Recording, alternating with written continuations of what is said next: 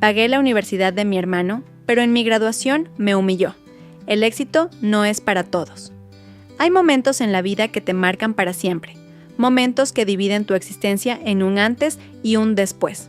Para mí, ese momento llegó hace exactamente 3 meses, cuando las palabras de mi propio hermano me atravesaron como cuchillos en el día que debería haber sido uno de los más felices de mi vida. Me llamo Carla, tengo 27 años y esta es la historia de cómo sacrifiqué 6 años de mi vida para que mi hermano menor pudiera cumplir sus sueños, solo para que él me escupiera en la cara cuando finalmente llegó mi turno de brillar. Todo comenzó cuando nuestro padre enfermó. Yo tenía 21 años y estaba en mi segundo año de universidad estudiando comunicación. Alejandro, mi hermano, acababa de terminar el bachillerato con notas excelentes y había sido aceptado en una de las mejores facultades de Derecho del país. Éramos una familia de clase media. Mis padres habían ahorrado lo suficiente para que uno de nosotros pudiera estudiar sin preocupaciones, pero no para los dos. Cuando a papá le diagnosticaron cáncer de páncreas en etapa avanzada, todo nuestro mundo se derrumbó. Los ahorros se evaporaron rápidamente entre tratamientos, medicamentos y consultas médicas. Mamá tuvo que dejar su trabajo para cuidar de él a tiempo completo.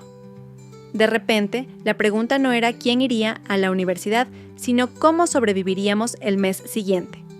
Una noche, mientras estaba sentada junto a la cama de hospital de mi padre, él tomó mi mano. Sus dedos estaban fríos y su piel amarillenta por la ictericia. Sus ojos, sin embargo, mantenían esa intensidad que siempre había admirado. «Carla», me dijo con voz débil, «prométeme algo». «Lo que sea, papá», respondí, intentando contener las lágrimas. «Alejandro tiene que ir a la universidad, tiene el potencial para ser alguien grande, para sacar a esta familia adelante. Prométeme que harás lo que sea necesario para que él pueda estudiar».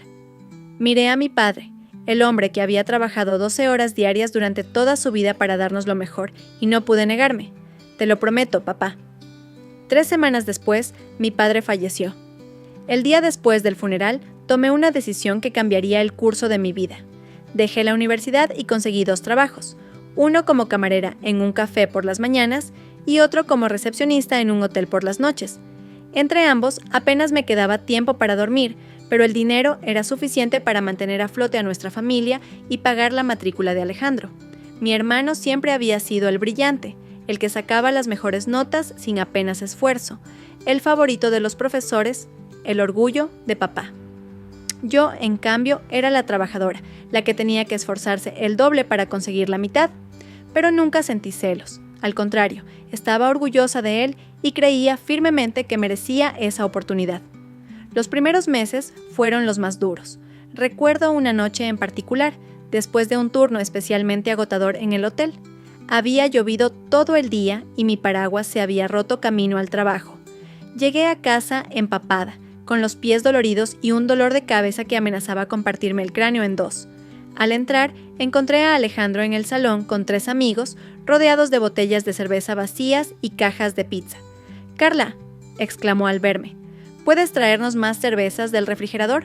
Estamos celebrando que he sacado la mejor nota en el examen de Derecho Constitucional». Quise gritarle. Quise decirle que mientras él celebraba, yo estaba matándome a trabajar para pagar esas cervezas, esa pizza, esos libros de texto caros que tenía apilados en su habitación. Pero en lugar de eso, sonreí, le di la enhorabuena y fui a buscar las cervezas. Después, me encerré en mi habitación y lloré hasta quedarme dormida. Con el tiempo, las cosas se estabilizaron un poco. Mamá encontró un trabajo a tiempo parcial como cuidadora de ancianos, lo que alivió algo de presión financiera. Yo pude dejar el trabajo del hotel y empezar a tomar algunas clases nocturnas para continuar mis estudios. Era agotador, pero la idea de que algún día podría terminar mi carrera me mantenía motivada. Mientras tanto, Alejandro florecía en la universidad. Sus profesores lo adoraban, sus compañeros lo respetaban, e incluso consiguió una novia, Paula, una chica de buena familia que estudiaba en su misma facultad. Cada vez que venía a casa, traía historias sobre fiestas, viajes de fin de semana y planes para el futuro. Yo escuchaba con una mezcla de orgullo y envidia, preguntándome cómo sería vivir esa vida universitaria despreocupada que yo había sacrificado. Hubo momentos en los que la resentía, como cuando me pidió dinero para un viaje a Barcelona con Paula, justo cuando yo estaba ahorrando para comprarme un portátil que necesitaba desesperadamente para mis clases. o cuando se quejaba de tener que comer la comida casera que mamá preparaba, porque estaba harto de lo mismo. Pequeñas cosas que se acumulaban como gotas de agua, formando un océano de resentimiento que intentaba ignorar. Pero luego venían momentos que me recordaban por qué hacía todo esto, como cuando Alejandro me llamó emocionado para contarme que había ganado un concurso de debate jurídico, o cuando trajo a casa su primer sobresaliente y vi el orgullo en los ojos de mamá. En esos momentos sentía que todo valía la pena. 4 años después, Alejandro se graduó con honores. Usé mis últimos ahorros para comprarle un traje nuevo para la ceremonia. Recuerdo verlo subir al escenario, alto y apuesto en su toga y birrete, y sentí una oleada de orgullo tan intensa que casi me ahogó. Lo habíamos logrado. Habíamos cumplido la promesa a papá. Después de la graduación, Alejandro consiguió una pasantía en un prestigioso bufete de abogados. No pagaba mucho, pero era un pie en la puerta. Yo seguía trabajando como camarera y estudiando por las noches, avanzando lentamente hacia mi propio título. Fue entonces cuando conocí a Marco. Él venía cada mañana al café donde trabajaba. Siempre pedía lo mismo, un americano con leche de avena y un croissant, y siempre dejaba una propina generosa. Un día me dejó su número escrito en una servilleta junto con la propina.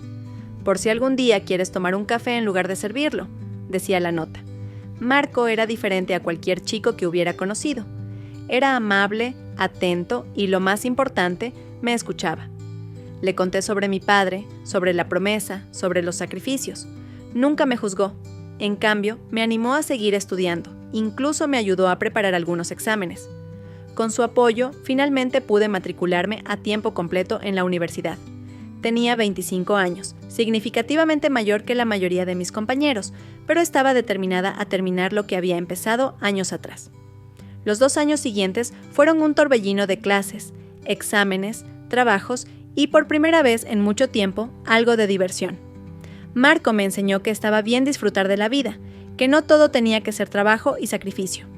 Empecé a salir más, a hacer amigos en la universidad, a vivir un poco de esa experiencia universitaria que había añorado.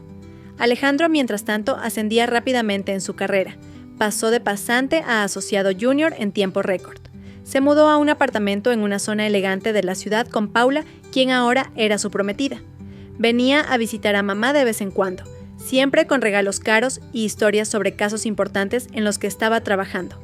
Nuestra relación se había vuelto más distante, pero lo atribuí al hecho de que ambos estábamos ocupados con nuestras vidas, y entonces llegó el día de mi graduación. Después de 6 años de trabajo duro, sacrificios y perseverancia, finalmente iba a recibir mi título en comunicación. No era derecho, no era una universidad de élite, pero era mi logro y estaba inmensamente orgullosa. La mañana de la ceremonia me desperté con una mezcla de nervios y emoción. Marco me había regalado un vestido precioso para la ocasión, un vestido azul que, según él, hacía que mis ojos brillaran como estrellas. Mamá había preparado un pequeño desayuno especial y hasta había horneado mi pastel favorito para la celebración posterior. Alejandro llegó justo cuando estábamos a punto de salir hacia la universidad. Venía solo. Paula tenía un compromiso familiar, explicó. Noté que parecía tenso, distante, pero lo atribuí a algún problema en el trabajo. La ceremonia fue hermosa. Cuando llamaron mi nombre y subí al escenario para recibir mi diploma, busqué a mi familia entre el público. Mamá lloraba silenciosamente, una sonrisa de orgullo iluminando su rostro. Marco aplaudía con entusiasmo, silbando y gritando mi nombre. Alejandro. Alejandro miraba su teléfono, aparentemente ajeno al momento más importante de mi vida. Después de la ceremonia, organizamos una pequeña celebración en casa. Nada extravagante, solo familia y algunos amigos cercanos. Había preparado todo con cuidado. Comida casera, decoraciones sencillas pero bonitas, una playlist con nuestras canciones favoritas. Quería que fuera perfecto. Al principio, todo iba bien. La gente comía, bebía, conversaba animadamente. Yo flotaba de un grupo a otro, recibiendo felicitaciones y buenos deseos. Me sentía feliz, realizada, como si finalmente hubiera llegado a la meta después de una carrera interminable. Entonces, Alejandro pidió la atención de todos. Se puso de pie, copa en mano, y comenzó lo que parecía ser un brindis en mi honor. «Quiero proponer un brindis por mi hermana», dijo, su voz ligeramente arrastrada por el alcohol. «¿Quién después de... ¿Cuántos años han sido? ¿6? ¿Finalmente ha conseguido su título?» hubo algunas risas incómodas. Sentí que algo no iba bien, pero sonreí y levanté mi copa. Carla siempre ha sido la perseverante de la familia, continuó.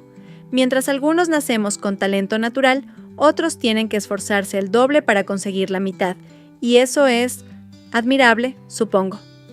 Mi sonrisa se congeló. ¿Acababa de insinuar que yo era menos inteligente que él? Ahora tiene su flamante título en comunicación. No es derecho, claro, pero supongo que no todos podemos aspirar a lo mismo.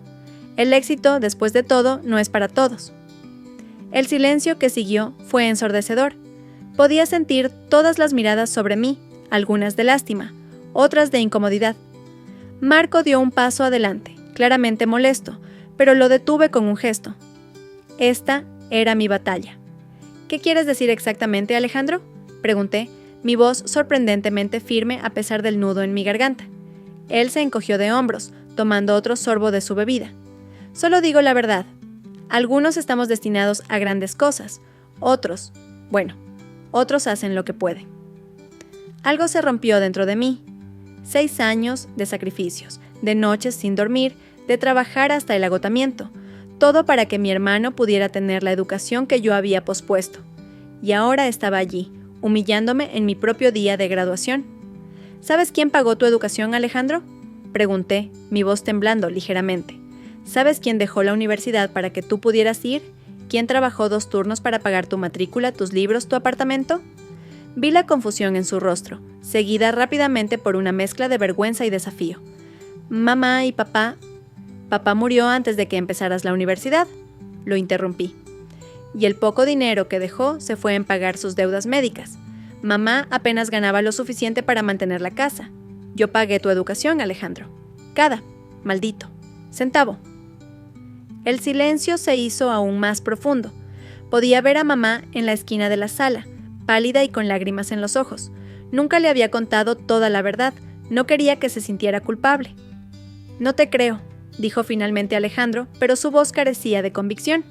Siempre has sido dramática, siempre buscando atención. ¿Atención? Mi risa sonó hueca incluso para mis propios oídos. ¿Crees que dejé mis sueños en pausa por atención? ¿Crees que trabajé hasta caer exhausta por atención?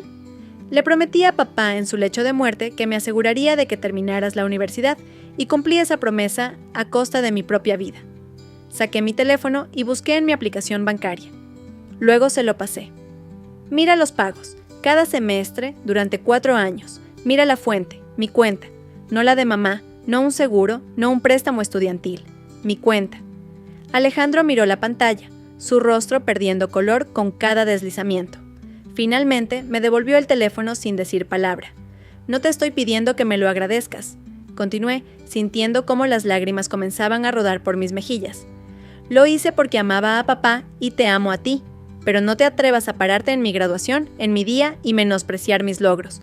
No cuando esos logros llegaron a pesar de, no gracias a, los sacrificios que hice por ti. Con eso me di la vuelta y salí al jardín.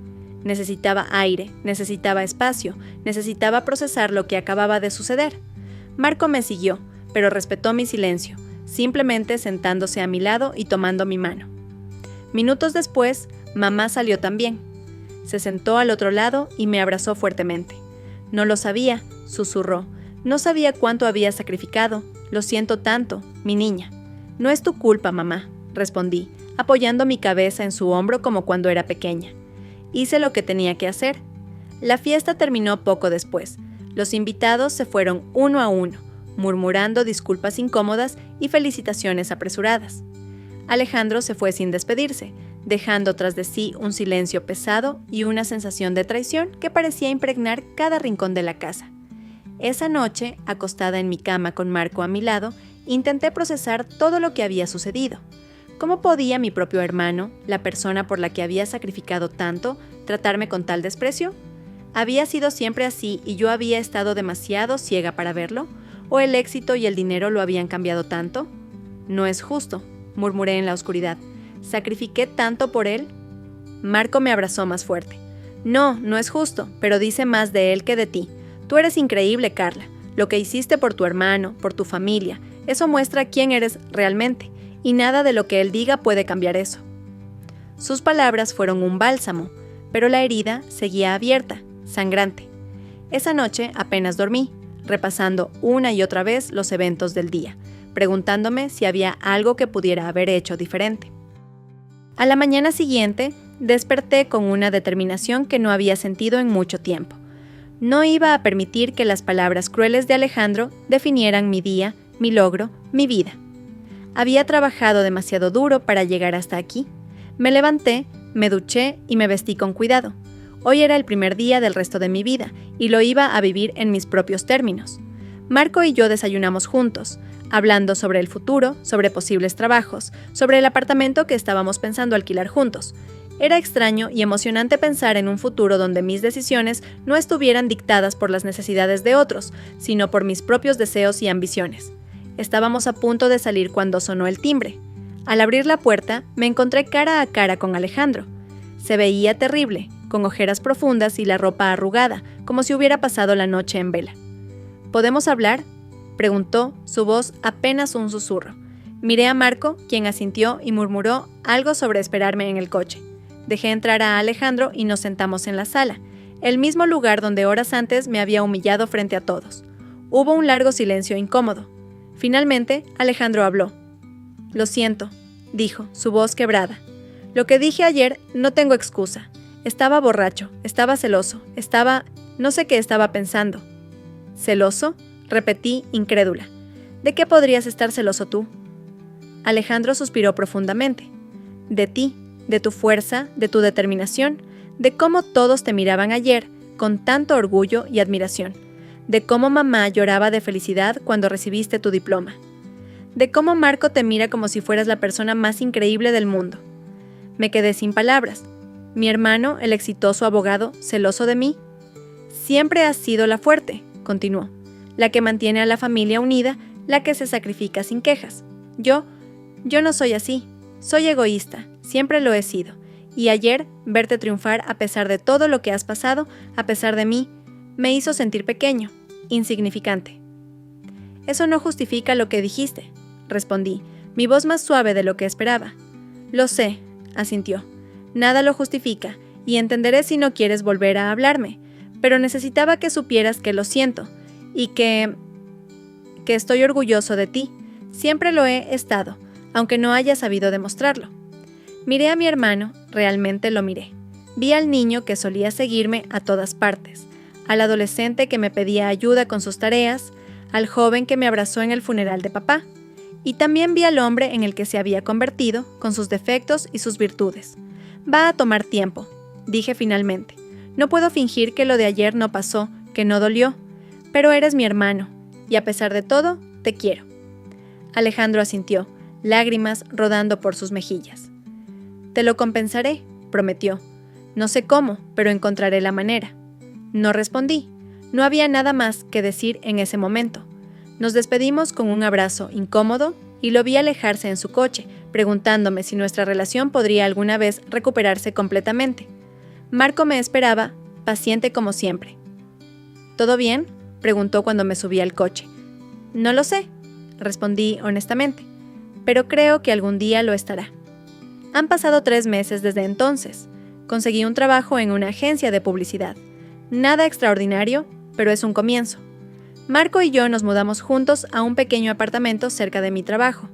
Es acogedor y nuestro, y por primera vez en mucho tiempo, siento que tengo un hogar propio. Alejandro y yo estamos intentando reconstruir nuestra relación. Es un proceso lento, lleno de conversaciones incómodas y silencios tensos, pero estamos avanzando. Hace unas semanas me envió un cheque por una cantidad que cubría aproximadamente lo que había gastado en su educación. Lo rompí y se lo devolví con una nota. «No quiero tu dinero, quiero a mi hermano de vuelta. La semana pasada vino a cenar. Trajo vino y postre y pasamos la velada hablando, recordando, sanando poco a poco. Antes de irse, me abrazó y me susurró al oído. Tenías razón, el éxito es para todos, solo que cada uno lo encuentra a su manera. Y tú, hermanita, eres la persona más exitosa que conozco. No sé qué depara el futuro. No sé si algún día nuestra relación volverá a ser lo que era antes, o si se transformará en algo nuevo, algo diferente pero igualmente valioso. Lo que sí sé es que ya no vivo a la sombra de una promesa. Ya no defino mi valor por lo que puedo hacer por otros, sino por lo que puedo hacer por mí misma. Y eso, creo, es el verdadero éxito. ¿Alguna vez han sacrificado algo importante por alguien solo para sentir que no fue valorado? ¿Cómo lo manejaron? A veces me pregunto si hice lo correcto al perdonar a Alejandro tan rápido, si debería haber mantenido mi distancia por más tiempo. Pero luego recuerdo lo que papá siempre decía: el rencor es un veneno que bebes tú mismo, esperando que el otro muera. Y decido elegir el perdón, no por Alejandro, sino por mí. Hace 2 semanas recibí una llamada que cambiaría nuevamente el rumbo de mi vida. Era Paula, la prometida de Alejandro. Nunca habíamos sido cercanas. De hecho, apenas habíamos intercambiado más que cortesías en las pocas ocasiones en que coincidimos. Por eso su llamada me sorprendió. «Carla, necesito hablar contigo», dijo, su voz tensa. «Es sobre Alejandro». Mi corazón dio un vuelco. ¿Le ha pasado algo? No exactamente. ¿Podemos vernos? Preferiría hablar en persona. Acordamos encontrarnos en una cafetería a medio camino entre nuestros trabajos. Durante todo el día no pude concentrarme en nada más. Mi mente fabricaba escenarios cada vez más catastróficos. ¿Estaba Alejandro enfermo? ¿Había perdido su trabajo?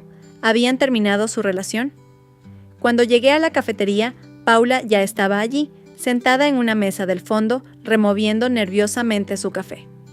Nunca la había visto así. Siempre había sido la imagen de la perfección, elegante, compuesta, segura de sí misma. Hoy parecía vulnerable. «Gracias por venir», dijo cuando me senté frente a ella. No sabía a quién más acudir. «¿Qué ocurre, Paula? Me estás asustando». Ella tomó aire profundamente. «Alejandro tiene problemas, graves problemas. Me contó que mi hermano había estado jugando. No ocasionalmente, no por diversión, sino de manera compulsiva. Había empezado poco después de su ascenso, cuando el estrés del nuevo puesto comenzó a pesarle.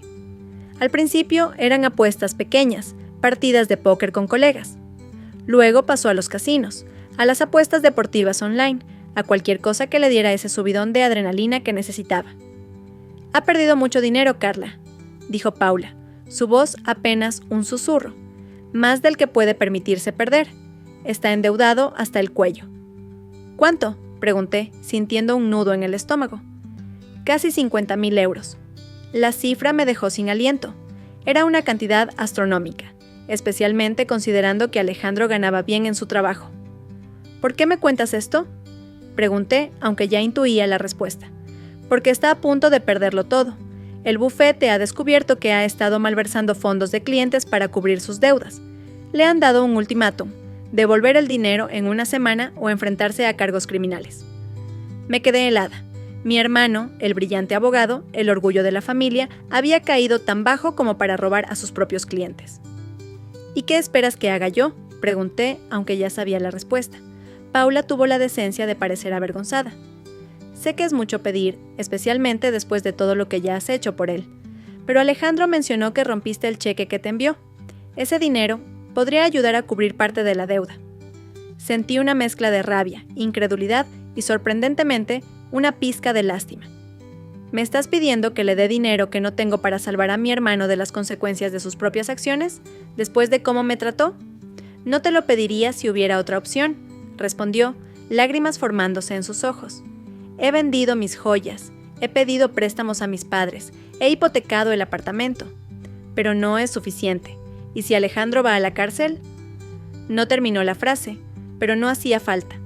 Ambas sabíamos lo que significaría para su carrera, para su futuro, para nuestra familia. Salí de la cafetería con la cabeza dando vueltas. No le había dado una respuesta a Paula. Necesitaba tiempo para pensar, para procesar toda esta información. Caminé sin rumbo por las calles, intentando ordenar mis pensamientos. Por un lado, estaba furiosa. ¿Cómo se atrevía Alejandro a meterse en semejante lío y luego esperar que yo lo salvara? Después de todo lo que ya había sacrificado por él, después de cómo me había tratado en mi graduación. Por otro lado, era mi hermano. A pesar de todo, a pesar de sus errores, de su arrogancia, de su egoísmo, seguía siendo mi hermano. El niño que me regalaba dibujos cuando éramos pequeños, el adolescente que me defendió cuando un chico me rompió el corazón en el instituto, el joven que lloró en mi hombro en el funeral de papá. Cuando llegué a casa, Marco ya estaba allí, preparando la cena. Una escena tan normal, tan cotidiana, que contrastaba brutalmente con el caos que sentía por dentro. ¿Estás bien?, preguntó en cuanto me vio. «Pareces perturbada». Le conté todo: la llamada de Paula, la situación de Alejandro, la petición implícita de ayuda económica. Marco escuchó en silencio, su expresión cambiando de sorpresa a incredulidad y finalmente a preocupación. «¿Qué vas a hacer?», preguntó cuando terminé. «No lo sé», admití. Una parte de mí quiere decirle que se las arregle solo, que afronte las consecuencias de sus actos. Pero otra parte sigue queriendo protegerlo, completó Marco. «Como siempre has hecho». Asentí, sintiendo las lágrimas rodar por mis mejillas. ¿Eso me hace débil? ¿Estúpida? Marco me abrazó fuertemente. «Te hace humana, Carla. Te hace la persona compasiva y generosa de la que me enamoré. Pero también necesitas pensar en ti misma, en nosotros, en nuestro futuro». Esa noche apenas dormí. Daba vueltas en la cama, repasando mentalmente nuestras finanzas, calculando cuánto podríamos permitirnos prestar sin comprometer nuestros propios planes. Marco y yo habíamos estado ahorrando para dar la entrada de un pequeño piso. No era mucho, pero era nuestro sueño, nuestro futuro. A la mañana siguiente tomé una decisión. Llamé a Paula y le pedí que organizara una reunión con Alejandro esa misma tarde, después del trabajo. Luego llamé a mamá y le pedí que también viniera. Era hora de que todos nos enfrentáramos a la verdad. Nos reunimos en nuestro apartamento. Mamá llegó primero, confundida por la repentina convocatoria. Alejandro y Paula llegaron poco después. Mi hermano parecía un fantasma de sí mismo, pálido, ojeroso, con la mirada perdida de alguien que ha tocado fondo. «Siéntense», dije, mi voz más firme de lo que me sentía. «Tenemos que hablar». Les conté que sabía todo sobre la situación de Alejandro. Vi cómo mi hermano se encogía en su asiento, la vergüenza escrita en cada línea de su rostro. Vi cómo mamá palidecía, llevándose una mano al pecho como si le doliera físicamente escuchar lo que su hijo había hecho. «No puedo darte 50.000 euros», dije finalmente, mirando directamente a Alejandro. «No los tengo, y aunque los tuviera, no creo que dártelos fuera la solución». Alejandro asintió, sin atreverse a mirarme a los ojos. «Lo entiendo, no tengo derecho a pedirte nada más. Pero», continué, «puedo ofrecerte algo más valioso que dinero. Puedo ofrecerte mi apoyo». Todos me miraron, sorprendidos. «Marco y yo tenemos algunos ahorros. No es mucho, pero podría cubrir parte de la deuda. El resto, tendrás que encontrar otra manera. Tal vez puedas negociar un plan de pago con el bufete. Tal vez puedan llegar a un acuerdo que no implique cargos criminales». «¿Por qué harías eso?», preguntó Alejandro, su voz apenas audible. «Después de todo lo que te he hecho...». «Porque eres mi hermano», respondí simplemente, «y porque creo que mereces una segunda oportunidad, pero con condiciones». Le expliqué que si aceptaba nuestra ayuda, tendría que comprometerse a buscar tratamiento para su adicción al juego. Tendría que ser completamente transparente sobre sus finanzas con Paula y conmigo. Y tendría que encontrar una manera de reparar el daño que había causado, no solo económicamente, sino emocionalmente. «No será fácil», advertí. «Tendrás que trabajar más duro de lo que jamás has trabajado. Tendrás que enfrentarte a tus demonios, a tus errores, a tu arrogancia. Tendrás que aprender humildad, responsabilidad, gratitud. ¿Estás dispuesto a hacer eso?». Alejandro me miró, y por primera vez en mucho tiempo vi a mi hermano. No al abogado exitoso, no al jugador desesperado, sino al niño que una vez prometió protegerme de los monstruos bajo la cama. «Sí», dijo, su voz quebrada pero decidida. «Estoy dispuesto a hacer lo que sea necesario». Esa noche, después de que todos se fueran, Marco y yo hablamos largo y tendido sobre nuestra decisión. No sería fácil. Tendríamos que posponer nuestros propios planes, ajustar nuestro presupuesto, hacer sacrificios. Pero ambos sentíamos que era lo correcto. «Estoy orgulloso de ti», me dijo Marco, abrazándome en la oscuridad de nuestra habitación. «No muchas personas serían capaces de perdonar como tú lo has hecho». «No sé si es perdón o locura», admití. «Pero sé que no podría vivir conmigo misma si no intentara ayudarlo». Las semanas siguientes fueron un torbellino de actividad. Alejandro consiguió negociar un acuerdo con el bufete. Devolvería el dinero malversado en plazos, renunciaría voluntariamente y no enfrentaría cargos criminales a cambio de su cooperación completa. Perdió su trabajo, su reputación profesional, pero salvó su libertad y la posibilidad de un futuro. Comenzó a asistir a reuniones de jugadores anónimos 3 veces por semana. Al principio iba a regañadientes, más por obligación que por convicción, pero poco a poco empezó a abrirse, a compartir, a reconocer la profundidad de su problema. Paula decidió quedarse a su lado, a pesar de todo. «No va a ser fácil», me dijo un día mientras tomábamos café, «pero lo amo, y creo que el Alejandro que conocí, el hombre bueno y honesto, sigue ahí, bajo todas esas capas de dolor y adicción». Mamá, por su parte, se involucró más activamente en nuestras vidas. Venía a visitarnos regularmente, cocinaba para nosotros, nos apoyaba emocionalmente. Un día, mientras lavábamos los platos después de una cena familiar, me abrazó repentinamente. «Estoy tan orgullosa de ti», me dijo, lágrimas en sus ojos. «Tu padre también lo estaría». Esas palabras significaron más para mí que cualquier título, cualquier logro profesional. Saber que había honrado la memoria de mi padre, no solo cumpliendo mi promesa de cuidar a Alejandro, sino también siendo fiel a mis propios valores de compasión y perdón. Alejandro encontró un trabajo modesto en una pequeña firma legal. No era glamoroso, no pagaba ni la mitad de lo que ganaba antes, pero era un comienzo. Cada mes, fielmente, nos devolvía una parte del dinero que le habíamos prestado. No era tanto el dinero lo que importaba, sino el gesto, el compromiso, la responsabilidad. Una noche, casi 6 meses después de aquella reunión en nuestro apartamento, Alejandro me pidió que lo acompañara a una de sus reuniones de jugadores anónimos.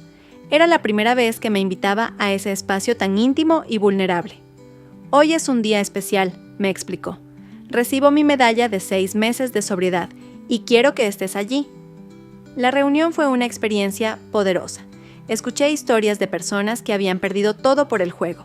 Casas, trabajos, familias, personas que habían tocado fondo, como Alejandro, pero que habían encontrado la fuerza para levantarse, para luchar, para recuperar sus vidas día a día.